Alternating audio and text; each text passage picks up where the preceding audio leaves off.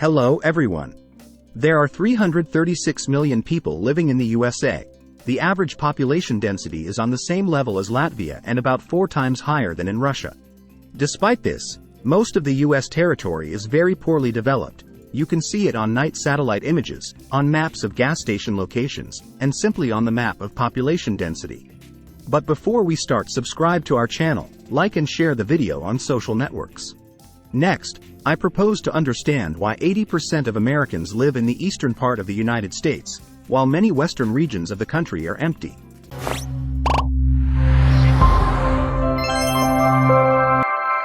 If you look at the territory of the United States at night from space, you can see a strange picture. The smaller, eastern part of the country is glowing. There are many large cities, highways, settlements. The western part is dark. There is very little population. Why do people in the US prefer to live in the East, even though there is plenty of rich and free land in the West? Of course, historically there is a difference between densely populated and desert areas in many countries around the world.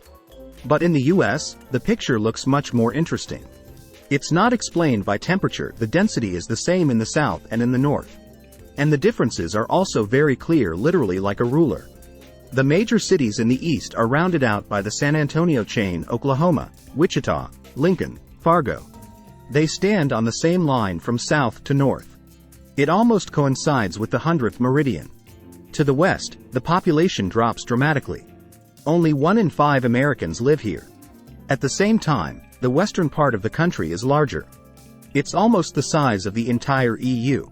But it's almost deserted. At a superficial glance, it seems that the reason in the history of the United States. Europeans settled America, landing on the eastern Atlantic coast. But the reason for the difference in numbers does not lie in the peculiarities of the country's settlement. And the natives predominantly settled in the eastern territories. And the development of the West by the first settlers began long ago and was actively supported by the government. Besides, migration does not explain why the population differs on both sides of the invisible but clearly traceable line, the 100th meridian. With the political map, the difference in population does not coincide. A thin line runs through the territory of different states, the border of the country it has never been.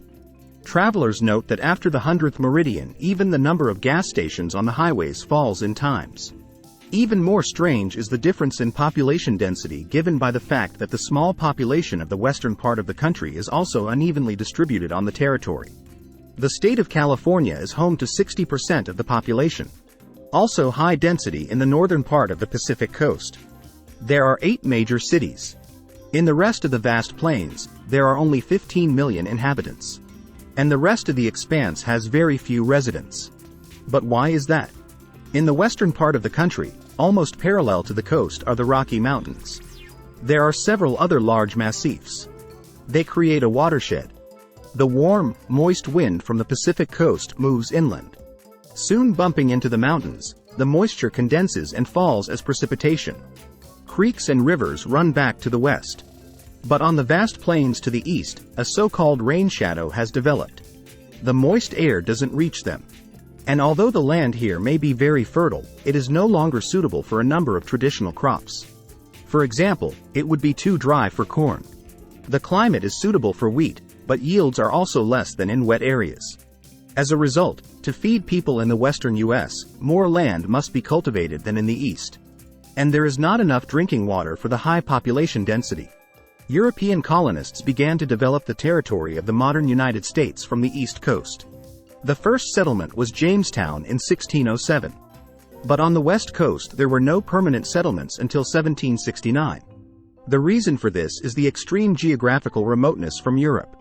The Panama Canal was opened only in 1920, and until then the way from the Old World to the Californian coast was a journey around South America through the Drake Passage. The length of the journey in the 17th century was up to 12 months one way. At the same time, sailing ships from Europe needed as much as 2 months to cross the Atlantic and land on the east coast of America. Of course, settlers arriving on the east coast could reach the Pacific coast by land, but at that time such a journey took about a year, as the road was, to put it mildly, difficult. And yet European civilization was gradually moving deep into the North American continent.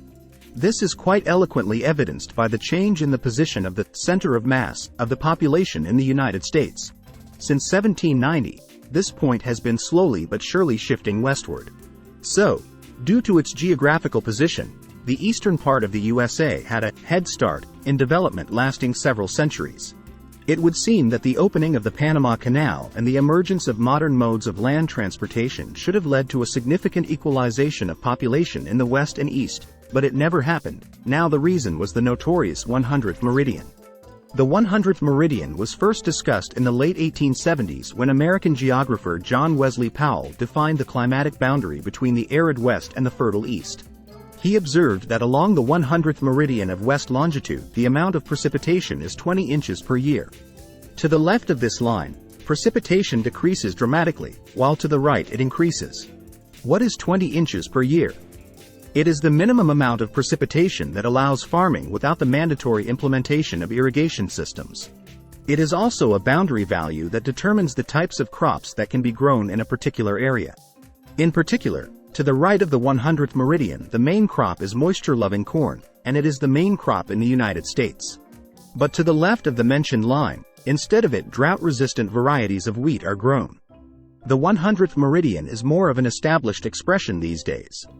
Due to climate change, that dividing line, which receives 20 inches of rainfall per year, has shifted eastward and is now near the 98th meridian. The low precipitation in the central and western regions of the United States is due to topography. The Cordillera mountain system keeps warm, moist winds from the Pacific coast inland. When air masses bump into the mountain range, they cool, moisture condenses and falls as precipitation.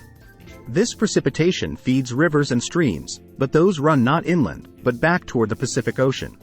Along the east coast of the United States there are also mountains, Appalachians, but they are much lower, the maximum height of only 2,037 meters against 4,421 meters in the Sierra Nevada mountain range, western belt of the Cordilleras. Thus, the Appalachians practically do not prevent the transfer of moisture-laden air masses from the Atlantic.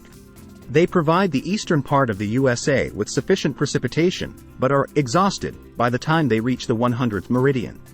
For a long time, the western part of the USA was a very sparsely populated region due to geographical remoteness from Europe.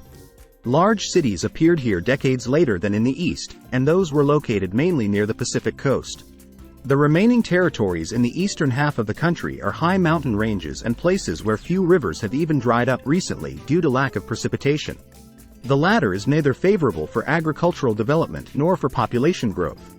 Guys, if you liked our video, but you haven't subscribed to us yet, subscribe right now and post the video on social networks.